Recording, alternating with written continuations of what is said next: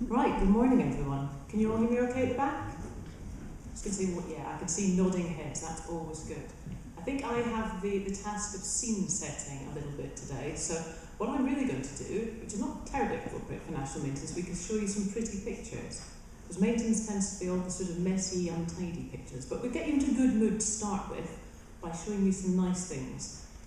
And essentially what I thought I would do is just explain to you why the SPAB is involved in the care of places of worship, why it should be that the SPAB as a building conservation charity has set up this work and indeed continues to work very hard, both on the issue of maintenance, but also particularly trying to help those who care for places of worship. So really we have to start by winding our way back to the very, very beginning of the SPAB. Actually, I could ask a question I often ask when I'm talking. Can I just have a show of hands how many of you had previously heard of the SPAB? Is that almost a full house? I'm jolly chuffed, I think.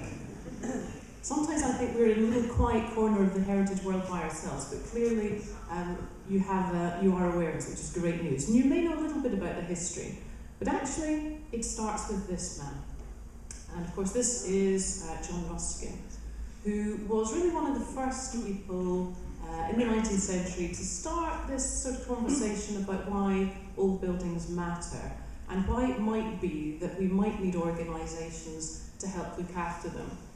And I really quite enjoy looking at Ruskin's writings because he speaks very eloquently about the past and why is this special. And he particularly talks about an idea which we now tend to refer to as guardianship. This notion that we are only looking after our buildings for a little while and hopefully passing them on to future generations so that they can enjoy them. So this idea of custodianship, guardianship, was something that meant a lot to him. And of course Ruskin was very influential. And one of the people that he influenced was William Morris. Now I guess you all know all about William Morris. Yeah, I think so. He's a pretty well-known chap. He, of course, was a socialist, he was a designer and a maker in his own right. And one of the things that people are probably most aware of to William Morris is his role in the arts and crafts movement, particularly perhaps as a designer of stained glass. And I thought you might like, as the first of the pretty pictures, an example of one of his stained glass designs. Now this particular one you found in Brampton in Cumbria, which was a building designed by Philip Webb. Philip Webb was one of the other early members of the SPAB, and between them, Webb and Morris started to talk about how they might look after buildings, because in going around the country installing windows in churches, they were very aware of the condition of a lot of these buildings at the end of the 19th century, and about the sorts of things that were happening to them. And you follow this thread that started with Ruskin in the writings of William Morris, where he talks about this idea that we are only trustees for those that come after us. And this is a thread that's very much stayed in the SPAB's thinking and ethos ever since. And so you find that we still talk very much about that today. So why do we care particularly about places of worship then? Well, if you know your history of church buildings, you will know that at the end of the 19th century, a great many of those church buildings had fallen into a state of disrepair. Some of them were looking quite sorry for themselves, shall we say. And at that period, there was a lot of projects looking at the repair of those buildings, but also something a little different, something that we would now describe as restoration. And of course, you get people like George Gilbert Scott, one of the big star-architects of the 19th century, doing a lot of work in these buildings. So sometimes he did do quite careful repairs, and sometimes he went a little bit overboard, shall we say, and he gave them something of a makeover. They tended, after Gilbert Scott had been near them, to get a little bit more twiddly and fancy, a little bit more technicolor, a little bit more decorated, and William Morris wasn't really convinced that that was always the right thing to do. So the early SPAB was really set up to campaign about church buildings, but at that particular time it was about trying to look after the remnants of the past, not necessarily to allow all of the past to be swept away in the fervour for turning these buildings back into something rather grand. And one of our early casework examples, if you like, a sort of early cause célèbre, of the SPAB was this place. Now, I forgive you for not recognising St Albans Abbey from this photograph, because it most certainly does not look like that now. And the reason it doesn't look like that is because of the gentleman on the left-hand side. And now that is Lord Grimthorpe. Lord Grimthorpe was, by all accounts, a rather unpleasant gentleman. He was a solicitor, a man with a great deal of money, and he was entirely determined that he would make his mark on St Albans Abbey. And he looked at the west front of St Albans and thought, that's a bit tatty, it's a bit untidy, all that kind of messy stuff from the past. We want something proper. We wanted a proper medieval West End to St Albans Abbey, and so that's what he did. There you go, there's the proper medieval West End of St Albans Abbey. Entirely fictitious creation. Doesn't have very much connection with what actually might have been there at all. And that's essentially what got William Morris galvanised into setting up the SPAB, to try and ensure that where people did make changes to buildings, they were perhaps a little bit more sensitive, keeping this idea of guardianship. And just as another example, this is Tewkesbury Abbey, before and after. This was quite heavily reworked by George Gilbert Scott, and you can see that a lot of the timber work, in particular the pews and the floor, were all removed at that point.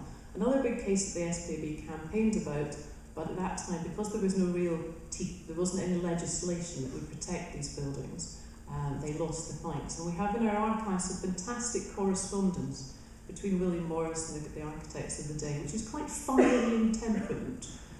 So words like vandal get bandied about quite a bit. And you'll be glad to know, or maybe not glad to know, that that campaigning ethos is also very much still part of the SPAB. But why does all this matter now? Why do we still care about places of worship? Well, one of the reasons, of course, is there's a lot of them. A vast chunk of our historic buildings is made up from historic places of worship. They're the most numerous, the most accessible, and the most visited of all historic buildings. So basically, there's still a big job out there. There's a great many buildings of all faiths, of all ages, that need to be looked after. So there's still plenty of work to do supporting people to look after these buildings. And just I thought you might like to see a few facts and figures to sort of set the scene. There's something like 16,000 Anglican parish churches, and of course that's the vast majority, and of those 80% are listed buildings. Of the Grade 1 listed buildings that we have in the UK, 45% of those belong to the Anglican Church. That is a huge number. It's huge responsibility as well, but perhaps something we can be quite proud of. You'll see that for the other denominations there are smaller numbers, and around about 20% of those are listed buildings. That's probably a little bit low. I suspect that if we had another look at a lot of these buildings and re-evaluated them, we'd probably list rather more now. So that's perhaps a little underrepresented. But you can see that again we're talking about quite a lot of individual buildings. And then we also have some of the smaller faith groups. There are 246 listed Friends meeting houses belonging to the Religious Society of Friends. 30 listed synagogues, some of which are incredibly beautiful buildings, very spectacular, and one purpose-built mosque, which you see on the right-hand side, and you find that down in Woking. So the sum total of this heritage of religious buildings is very broad, very large, but also very interesting. Well, why is it that we value these buildings? What is it about them that makes them special? Of course, there are many, many reasons that people have for caring for these buildings.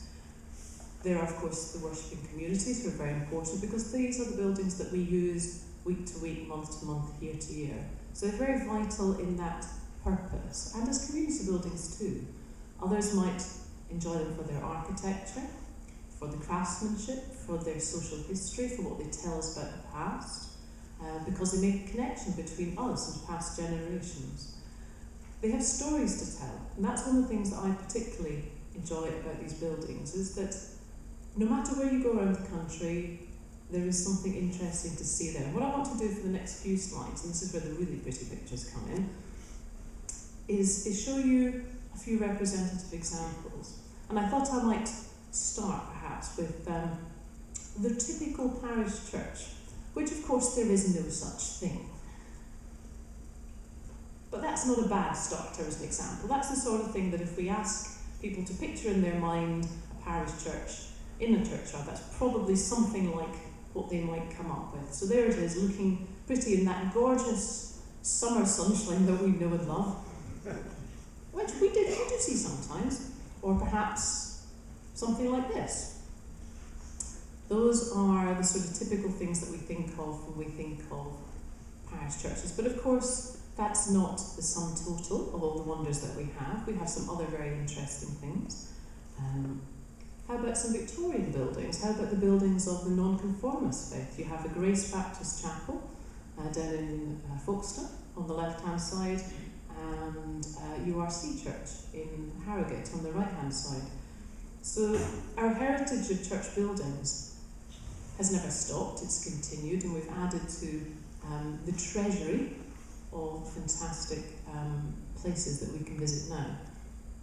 And of course history doesn't stop at the 19th century either, it carries on into the 20th century, so you might perhaps enjoy something like this. This is the architect Cashmere Day.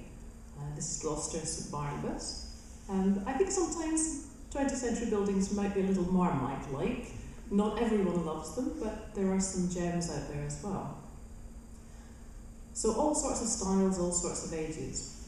But I think perhaps one of the things that I particularly enjoy about places of worship is their sheer oddity, the quirkiness, the really peculiar things that one might find. And I should be interested to see if any of you know this particular building. Does anyone recognise this place? This is where we find whether we have the Cumbrian contingent. This is the little church at Rhea, just south of Carlisle in Cumbria. And it genuinely is a one-off. There is no other building quite like this one. Even Pevsner, when he was trying to describe it in the Buildings of England series, just about ended up lost for words. Proto-arts and crafts, I think is one phrase. Lombardic. You can take your pick of how you choose to describe it. But from the outside, you might perhaps think, well, it doesn't really look anything that unusual, but the real fun and games can be found inside. This particular little church was designed by a woman called Sara Crofts, who was a daughter of the manse, and independently wealthy, shall we say. So it was very much designed to her own whims and tastes. She toured in Europe, she picked up all sorts of ideas as she'd gone along, and she just threw everyone she had at the design of this particular church. And she taught the local craftsmen how to carve the stones. So she was a very hands-on early architect, which is another reason why I think this is a particularly fun example. But all churches have something interesting about them. They all have stories to tell, and it's important that we do share those stories with people, because if we want people to come and help us look after them, we have to share our love and our passion for these buildings with that wider world. And of course, we're not just talking about the buildings themselves. I think it's important to recall the fact that these buildings sit within burial grounds, within churchyards, and we find some rather wonderful things within those churchyards. We might find glorious flora and fauna. We might find fantastic specimen trees, or at the other end of the scale we might spot some very exciting lichen. And yes, lichen is most definitely exciting. We might find that there are amazing memorials and tombstones within those churchyards. And of course, some of those might be so special that they are listed separately. The example that you see on the screen here is a rather unusual one. This is a little monument designed by Augustus Welby Pugin, who was one of the sort of great Victorian Gothic revivalists. He didn't design terribly many gravestones or tombstones, but this is one of the few. And as you can see, it looks a little in need of some maintenance. So that, I think it's quite a nice example of drawing together both themes perhaps in that slide. We should remind ourselves also that within our buildings we have some real treasures. We might have memorials inside the building. The little example on the bottom left is one of the churches that the Churches Conservation Trust looks after over in Lincolnshire. You might also have stained glass wonderful carved timbers perhaps. But sometimes we also forget that some of the small movable things, the more ephemeral things, are part of that story too.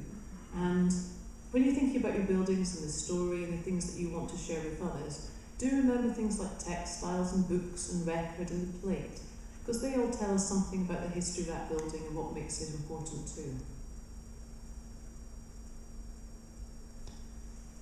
For the SPAB, our particular care and fascination is probably though with bricks and the mortar, if you like, with the very fabric of those buildings, because often some of the story that building might tell is actually locked into those very stones. And some of you will probably have heard me talk about this example before, but on the right hand side you can see a little snapshot of the wall of a particular building. And okay, will anyone tell me what happened to that building, or guess? Cannonballs, not quite as big as cannonballs, George. We'll go for musket shot. I should have put something in for scale maybe, that would have helped. Yes, it's Malmesbury Abbey, and you are effectively looking at the damage wrought by the Civil War. And of course, events like that had an impact on many buildings across the country. Not always quite so obviously as in this particular example, but there it is, the marks made by the musket shot in the very fabric of that building. Now that of course raises interesting questions, because of course as part of the maintenance and care of our buildings, from time to time we occasionally have to think about replacing some stones.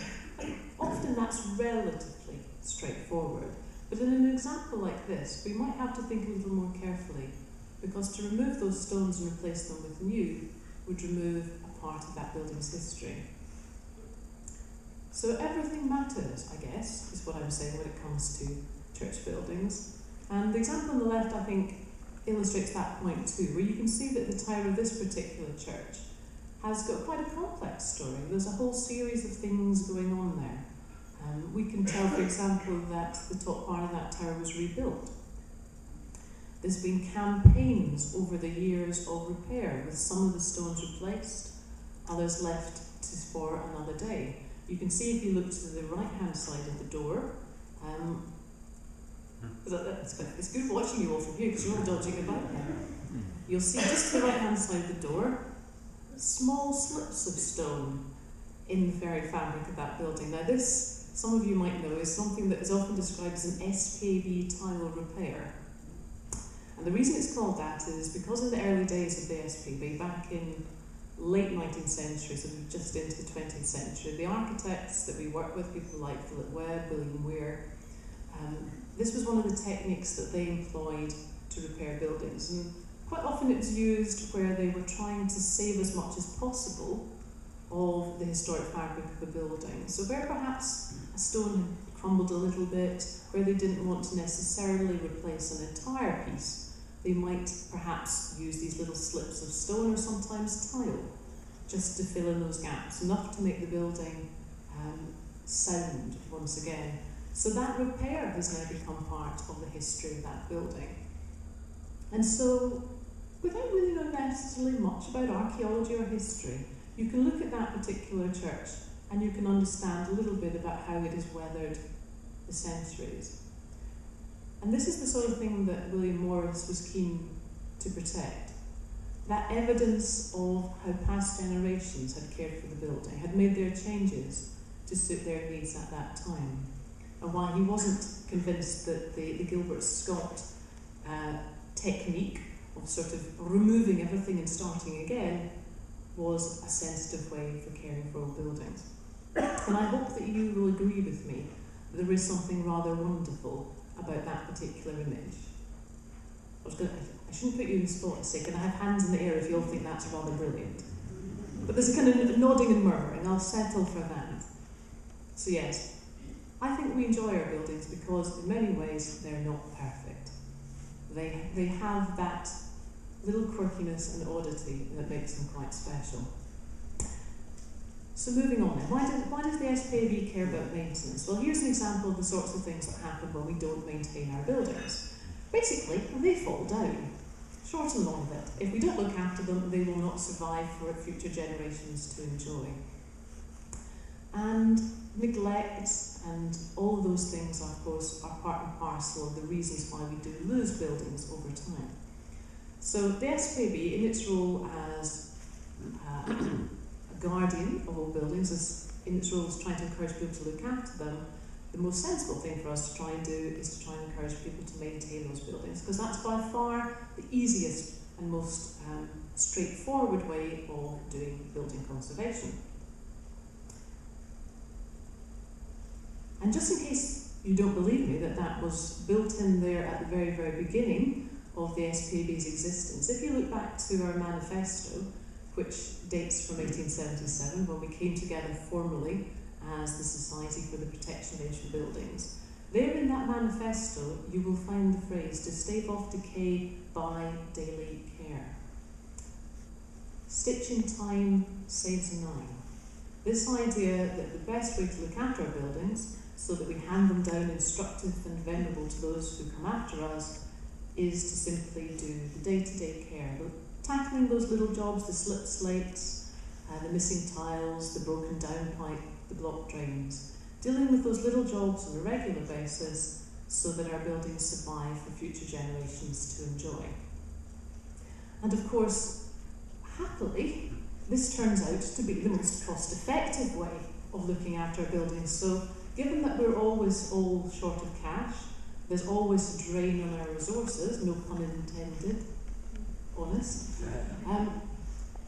maintenance makes financial sense. And I've given you that little paragraph that comes from the old planning practice guide that used to be part of planning policy. Interestingly, our current planning policy says nothing about maintenance, nor indeed its cost effectiveness, so I still refer back to this older guidance. But it does make that point that it is the most economic way of sustaining an asset or a building in normal language.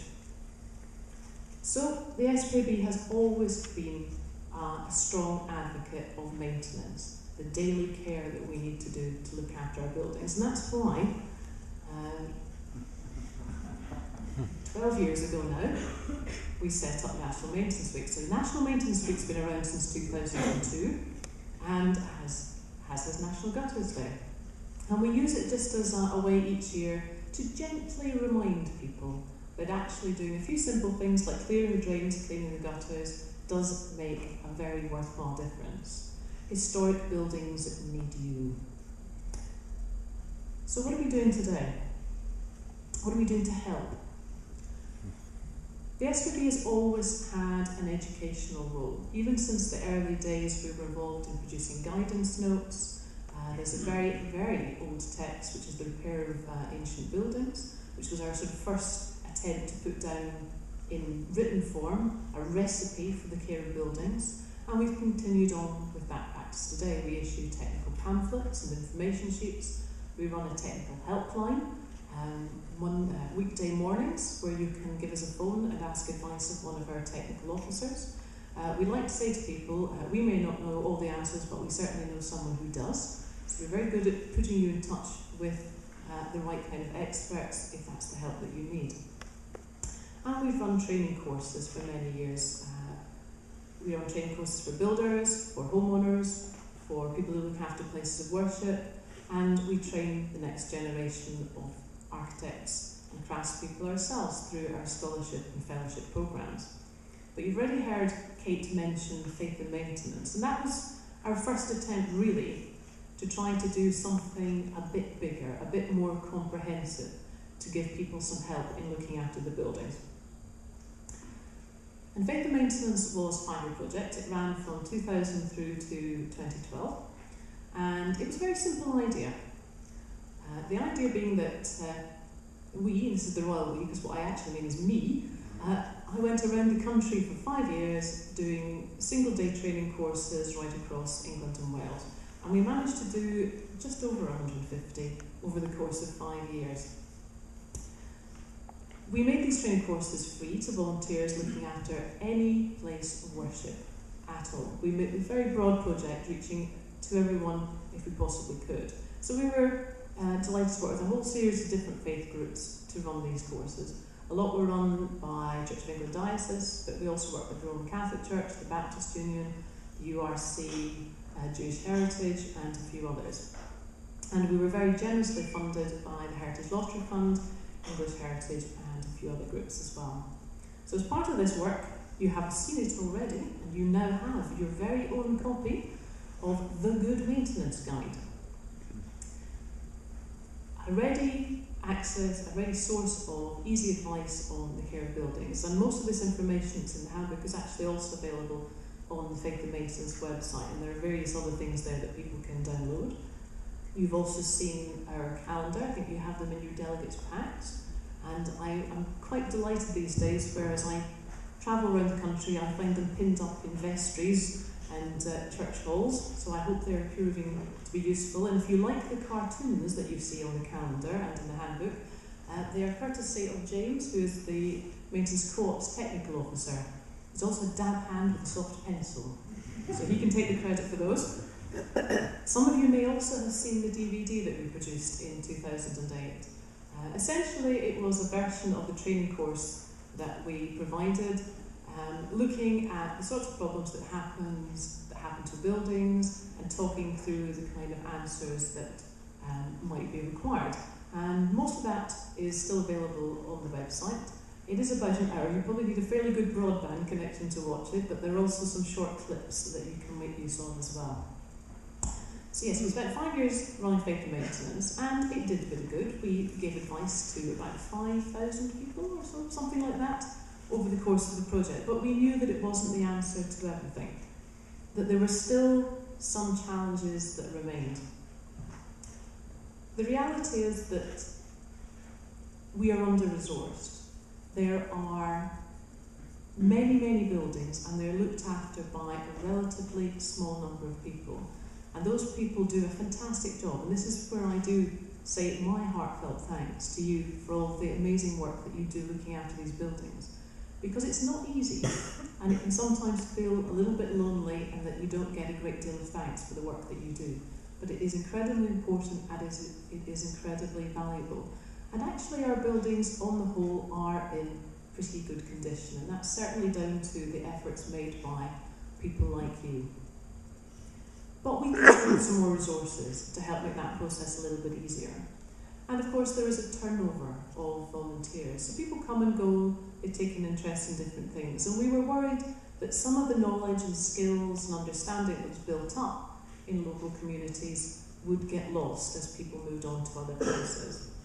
There's not a lot of practical training out there either, and so sometimes people coming into the role of church warden or fabric officer would really feel that they were starting from scratch, that they were reinventing the wheel, that they were having to do things from the beginning again. We thought, well, that's a terrible waste. There must be ways of trying to capture that knowledge and share it and keep it in the community. And we were also aware that some volunteers did feel quite isolated, that they felt that they were tackling things on their own, that there wasn't necessarily somewhere that they could turn to for some support and advice.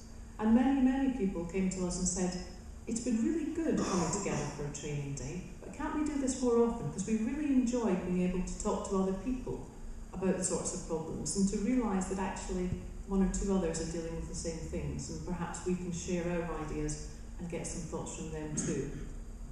So we took all those comments and we digested them, and we thought, well, what could we do that might help? And hardly surprisingly at all, it was quite obvious that one of the ways that we might make things maybe a little bit better was to pick up on this idea of working together. So instead of lots of individuals scattered about all trying to do their wonderful work but on their own, what if we brought people together? What if we started to try and make it easier for people to share resources and ideas? And that was really the light bulb moment, the spark that put this idea of the maintenance cooperatives into our heads.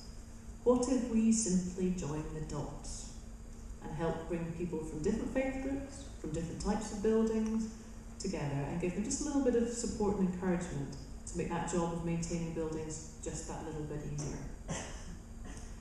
Happily, we were able to persuade the Heritage Lottery Fund that this was a good idea, and almost 18 months ago now, we received a grant of around about £1 million to be able to enable us to set up the Maintenance Caucus movement.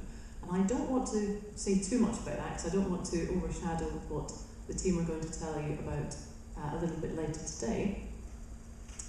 But it is a great delight for me to be here at the end of the sort of first full year of the project, and to see that the idea that we sketched out in a little doodle almost 2 years ago now has actually been able to be translated into reality, and that there are lots of people out there who passionately believe in trying to bring other people together to look after our buildings. Because I hope you agree with me that these are fantastic places.